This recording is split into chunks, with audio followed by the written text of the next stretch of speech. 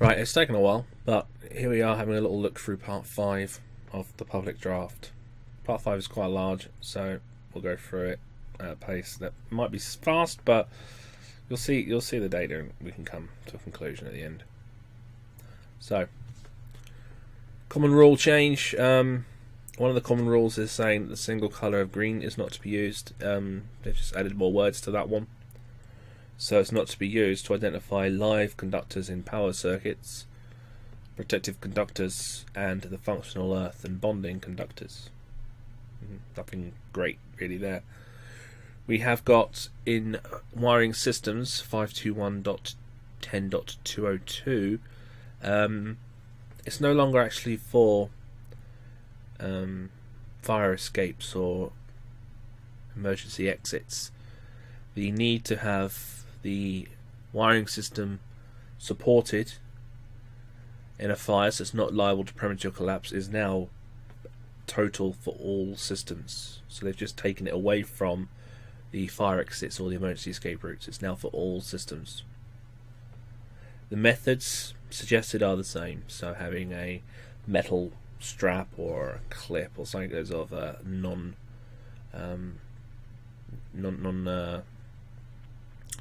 plastic type, so something that's going to stay up in a fire is what you want, but it's now all wiring systems. We have 522.8.10. This is the mechanical protection for an armoured underground, sizing it in a ducting or anything like that. They've now added that if the cable is under the ground, it hasn't got to be in a ducting or trunking of armoured if it is of self. So we're not really protecting the cable here. Here we're just saying if we do break this cable, the cable is of a separated extra low voltage, so is of not really any harm to anybody. So self has been added as an exception now. Minimising the spread of fire.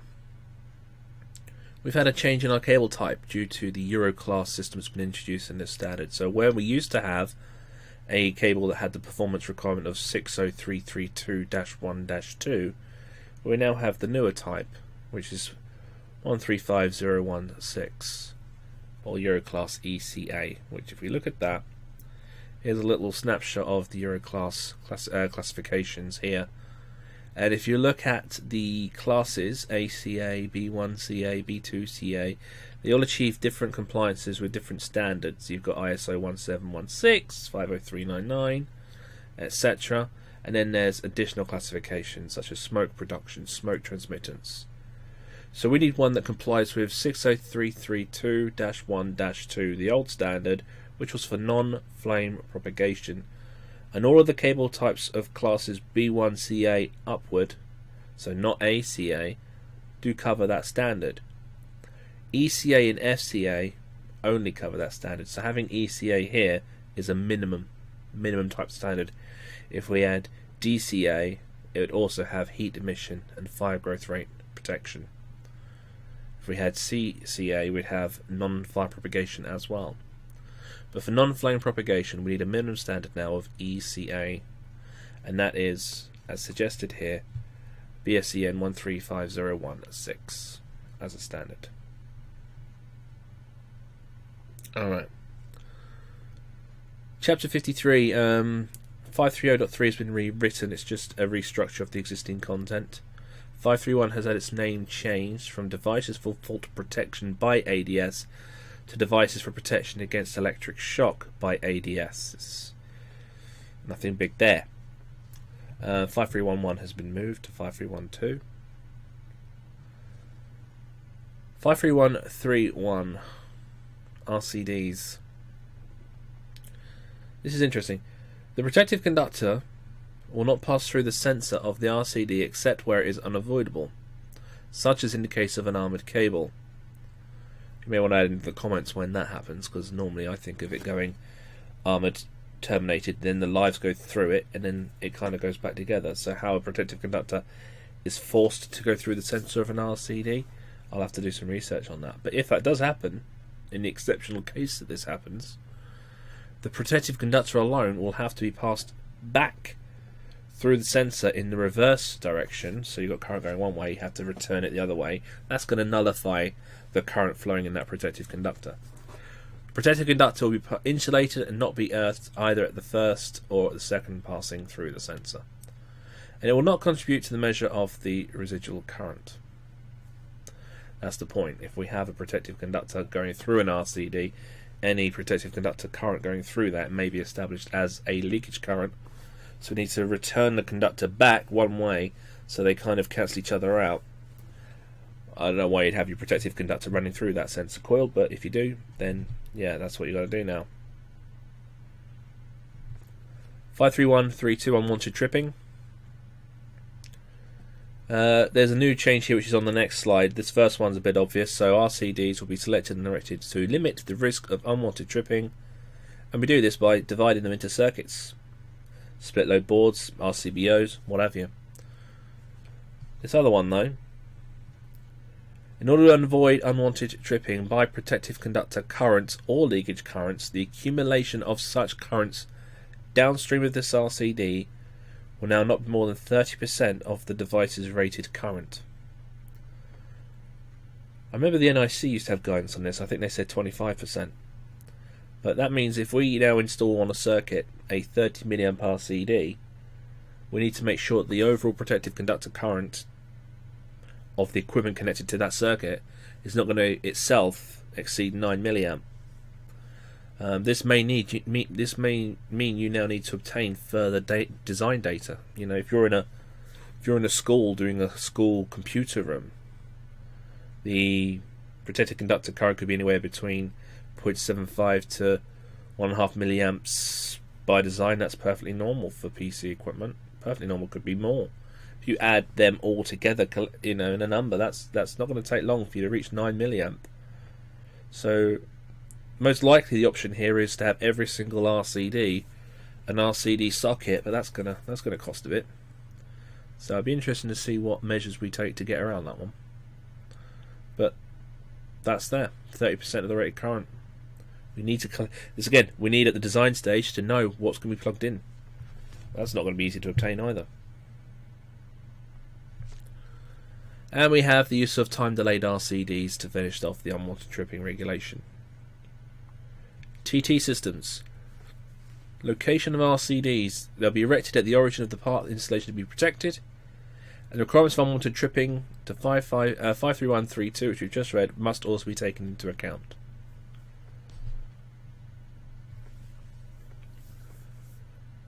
Selection of the RCD for TT systems. We don't just say, oh, it's going to be 30 milliamp or 100 milliamp or anything like that right now. What we now have to do is actually get a measurement of the RA, which is the maximum value of RA between the exposed and exposed conductive parts, and the Earth's resistance to the exposed conductive parts. When we have a value of RA, we then can select an RCD. So probably going to be fine with 30 milliamp or 100 milliamp anyway, but we now determine it by the RA. We don't just say it's that rating. 201. For Class 1 enclosures and TT systems where RCD protection is used on outgoing circuits, double or reinforced insulation of all live conductors on the supply side, such as the main switch, will be used. Then insulated and non-metallic sheath cables are deemed to meet the requirements of double or reinforced insulation. This has come on from the Amendment 3 introduction, really, of metal fuse boards, particularly in domestics, due to the fire problems. And we had the issues of TT systems supplying metal fuse boards, having an RCD, obviously, then feeding cables in, and then the board wasn't protected if the RCD was in the board, switchgear kind of positioning, and manufacturers started to make glands that were double insulated, and then we have to concern the separation of the supply from the metalwork. So the metalwork is double insulated from the supply cables, and that's what it's saying here. We need to make sure that the metalwork of the board is of double insulation. Insulated non-metallic sheath are deemed to meet the requirements of double or reinforced insulation in this case. Manufacturers make special glands for that. If you buy a special gland, then it is considered as double insulated.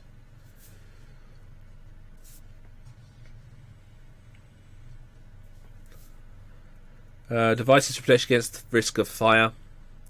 We've got RCDs, RCMs, IMDs, internal arc fault detection. We've also got the new device introduced here, the arc fault detection device. Where specified, it shall be installed at the origin and in AC single phase circuits. There's mixed interpretation on how effective these are. So what these devices do is limit fire risk caused by presence of arc fault in circuits and in installations. There's an example here of where they use high density occupation, evacuation difficulties, etc. But they monitor for arcs within a cable where you have damaged equipment or damaged installation, and if the voltage jumps up, they'll close the device. Unlike an SPD, where they'll have the energy let through go down to earth, and they stay open. SPDs aren't closing devices; they're just devices. These devices will isolate the circuit, but they're quite clever in that they can decipher the difference between an arc from insulation failure to an arc that is from closing contacts on a light switch, for example, apparently. But if you do a bit of research, there has been a lot of frustration about them as nuisance trippers, nuisance poppers. But understandably, these devices are a method of preventing fire, and so they're a lot more popular abroad, over in the US and other areas. They're a lot more popular, and you get a lot of information on how well received they are. Some people don't mind them. Quite a few people complain about them. Just another thing to fit into the assembly, I guess. We have in overvoltage, they've taken away the AQ criteria a bit, they've reworded it a bit, they've added an image of the LPC, line protection zone. I think they're trying to make it more reachable, more easier to interpret. There's tables of reference, there's a bit of calculations that you can do, but I'm not going to cover any of that now because I'll probably take it out. Not extensively though, nothing significant is changing. It's still the same approach. A bit of risk assessment's been introduced about deciding on if you need deep protection or not, but I won't worry too much about that one. 536, coordination of protected devices has become coordination of electrical equipment for protection, isolation, switching and control. Wow.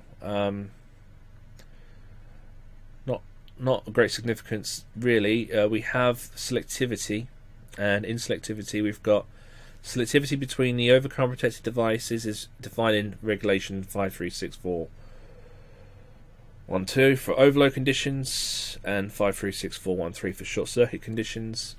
We have selectivity between RCDs and between OCPDs and RCDs. It does say though in this regulation you may swap out the OCPD, the overcurrent protected device, for the SCPD, which is the short circuit protective device.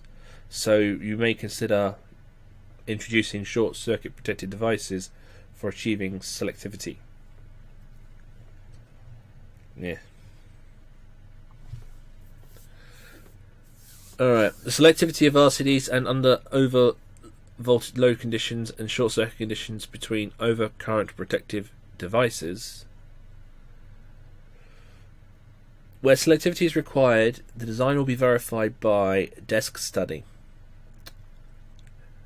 taking into account the relevant product standards and the manufacturer's literature.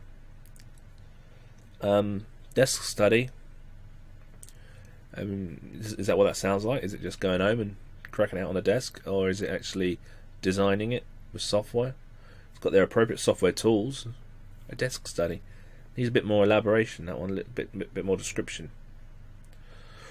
By tests, in accordance with appropriate product standard, and the ratio of rated residual operating current of the upstream RCD to the downstream is at least 3 to 1. So upstream must be at least 3 to 1 in nominal rated current. Otherwise you're going to have, again, poor selectivity, discrimination issues.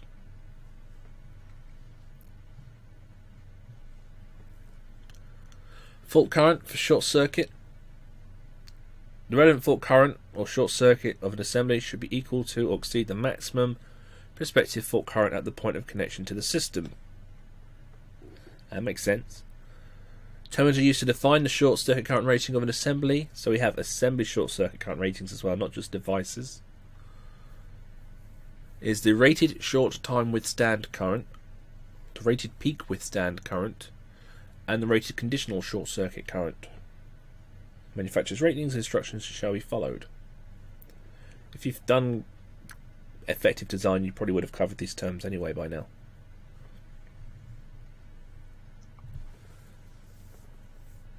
Current ratings. The relevant design current shall not exceed the rated current of an assembly or the rated current of a circuit. Makes sense, you know. If the design current is larger than those, then they're not going to last that long. So you should always select equipment, assemblies, cables that can carry larger amounts of current than design current. Terminology used to define the rating of an assembly in relation to the load and design used in BSEN 61439 can be summarized as follows. So the rated current of an assembly, INA, in amps, is the maximum load current that it can be designed to manage and distribute.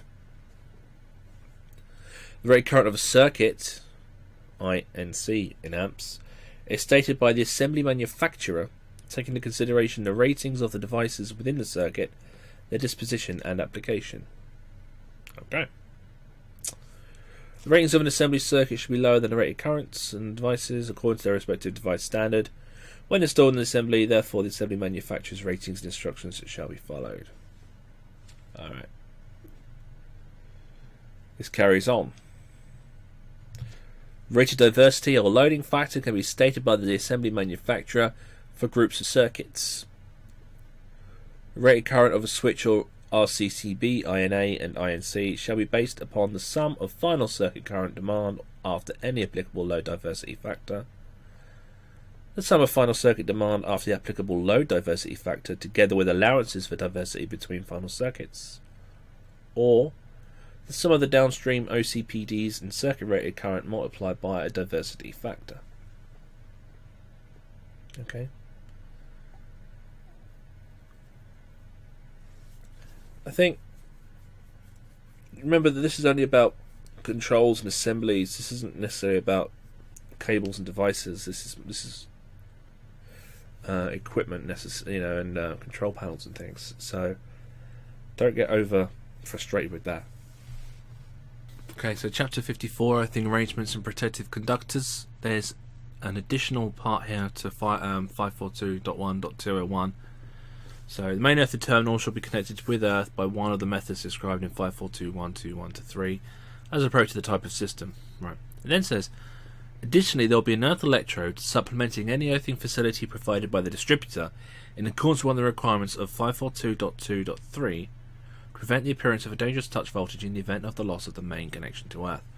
And so the idea here being the introduction of the foundation earth electrode or an alternative electrode installed on a new installation, so that we have the foundation earth electrode regulation is here actually, there 542.2.3. So what happens is if we have a couple of courses for this. This is used in Germany, for example, as a good way to assist in the equipotential area of the building. There's guidance that the IET have given on this, and it says primary purpose behind installing foundation earthing systems is to improve earth fault loop impedance for TT systems.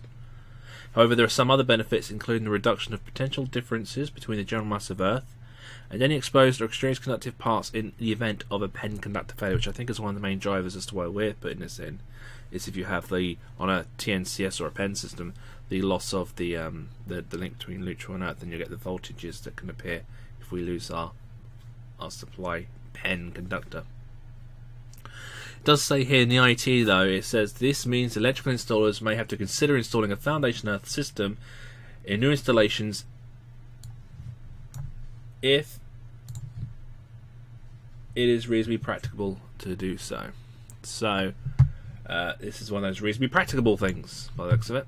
So we'll see how that's translated further down the line. 543.3.3.101. No switching device will be inserted in a protective conductor except as permitted by 543.3.102. A multipole linking switch device to disconnect and connect the protective conductor at the same time as the live. A switching device interlock with multiple linking switches, blah blah blah, and a multipole in device and protective conductor shall not be interrupted before the live conductors, and shall be re-established not later than when the live conductors are reconnected. This is our 101, so this is a European regulation, so Senelec involved with this one. Here's the 102. So, if an installation is applied from more than one source of energy, one of which requires a means of earthing independent of the means of earthing of other sources, it may be necessary to ensure that not more than one means of earthing is applied at any one time. A switching device may be inserted in the connecting device between neutral point and means of earth, provided the device is multipole and linked, or it's interlocked. Okay. New regulation here as well, 559.10, ground recessed luminaires. For ground recessed luminaires, the selection and direction will take account the guidance given in table A1 of BSCN 60598-2-13, which is a little snapshot here, which is the specific luminaire applications and temperature limits, dimensions and resistance to static loads. Okay. Alright, so running back, big things in this one.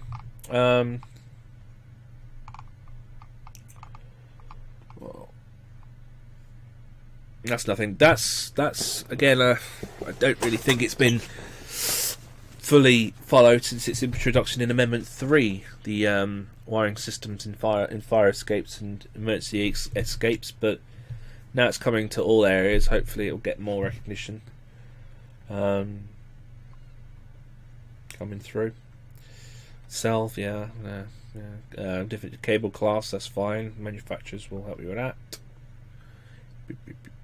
This one here, you can install equipment on socket outlets. You need to know what the customer is going to plug in, so you can know what protective conductor current they're going to offer or output. You can contact manufacturers.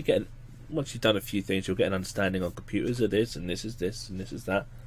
But you need to make sure you consider this 30% now to ensure we don't have unwanted tripping on our RCDs. You may think I'll just buy RCD sockets. They're not as pretty and they're a bit pricey, but maybe that's the case. You have to do that sometimes.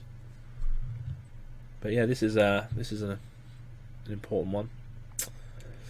What else we got here? Probably electro resistance testing is something that we should be doing anyway. That's not a problem. We've had that problem since Amendment 3. That's fine. These AFDDs, I think similar to SPDs, really. There's going to be a lot of talk about them with training and with new stuff, but I don't really think that we're going to see a dramatic introduction. They'll appear, but I don't think they're going to be a big thing in our change. Death study. Don't know that. Current ratings. This one. The electrode that supplements any earthing facility provided by the distributor. I'm anticipating more information about this, more guidance about this, to see how it's more. It's a great idea. But for new builds, new installs, we can have the time and that proactively to do that, but This can't be something we need to do on every job. This must be something that we do when we have a refurbishment or a complete rewire or something, because a lot of places getting this electrode in isn't going to be very easy. So I'll be intrigued to see what the IT say. I'll be intrigued to see what they do with Guidance Note 8 when that gets updated as well about this. But again, I've seen it for a different purpose. And it wasn't hard to do, to be honest. But there was a lot of sand where that was, so we'll see.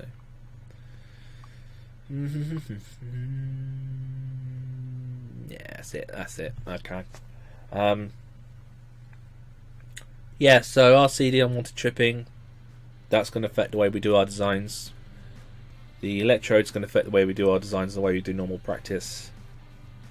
And the what's the other one? I can't remember the other one. Okay, I will have a little look at part 6 now, and I have a feeling it's not a lot in part 6. It's just moved, so that might be a long video, but we'll have a look, see what we can do, and I'll see you in that one.